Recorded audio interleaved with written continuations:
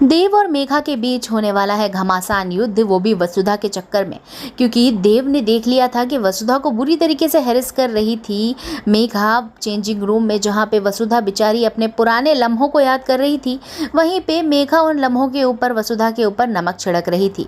और वहीं पे जब शूट होता है तो पूरे शूट में मेघा और देव जब शूट कर रहे होते हैं तो देव को केवल और केवल मेघा के अंदर वसुधा दिखती है और वो बार बार वसु वसु ही करता रहता है। उसे एहसास ही नहीं होता है कि वो वसुधा के लिए कितना सोचता है और वसुधा ही देख रहा है वो मेघा के अंदर भी, और देव को ये एहसास होता ही नहीं है। शूट खत्म होने के बाद टॉन्ट मारती हुई नजर आने वाली है मेघा पूरे परिवार के सामने कि देव को तो केवल वसुधा वसुधा ही दिख रही थी मेरे अंदर।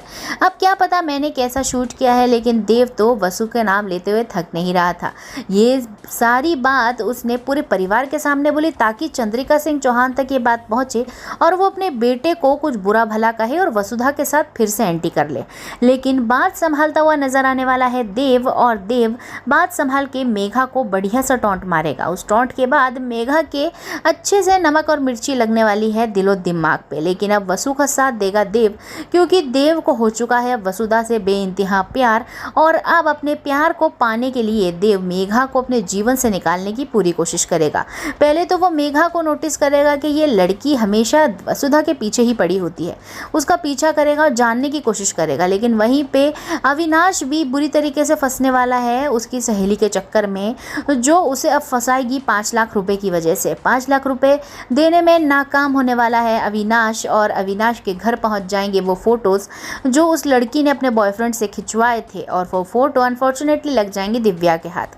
अब दिव्या और अविनाश के बीच क्या होगा ये तो देखने में काफ़ी मज़ा आएगा, क्योंकि दोनों ही अब अपना पक्ष रखेंगे। लेकिन दिव्या सहन नहीं कर पाएगी वो फोटोज़ देख के और बिलीव नहीं करेगी अविनाश की बातों पे, और ऊपर से चंद्रिका भी बिलीव नहीं करेगी।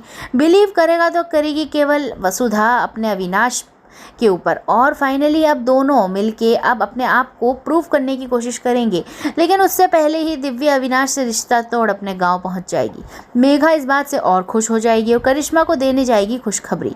लेकिन उसको क्या ही पता था कि देव उसका पीछा कर रहा होगा और देव देख लेगा करिश्मा और मेघा को एक साथ। अब कैसे करेगा देव मेघा को एक्सपोज? क्या अविनाश जैसा ही हाल चंद्रिका देव का कर देगी? देखना मजेदार होगा। लेकिन आप सपोर्ट करते रहिए वसुधा को, देखते रहिए सीरियल वसुधा।